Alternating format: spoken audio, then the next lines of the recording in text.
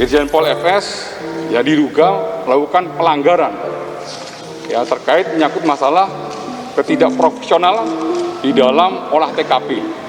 Ya, oleh karenanya pada malam hari ini yang bersangkutan langsung ditempatkan di tempat khusus, yaitu di Korbrimopory. Polri bantah kabar Irjen Verdi Sambo ditetapkan sebagai tersangka, ditempatkan di tempat khusus. Belum tersangka berarti ya? Belum. Mantan Kepala Divisi Profesi dan Pengamanan, Kadif Propam Polri Irjen Verdi Sambo dibawa ke Makobrimob Polri pada Sabtu, tanggal 6 Agustus tahun 2022. Ini buntut kasus kematian Brigadir J atau Nofriansyah Yosua Huta Barat. Sambo diduga melakukan pelanggaran karena tidak profesional dalam melakukan olah TKP kasus kematian Brigadir J.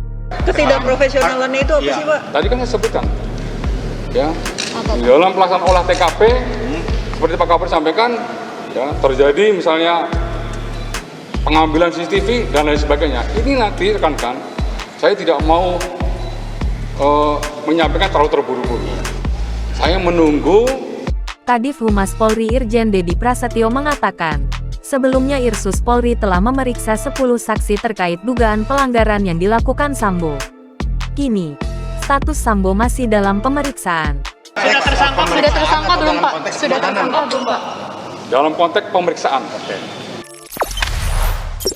Jangan lupa subscribe, share, komen, dan like ya.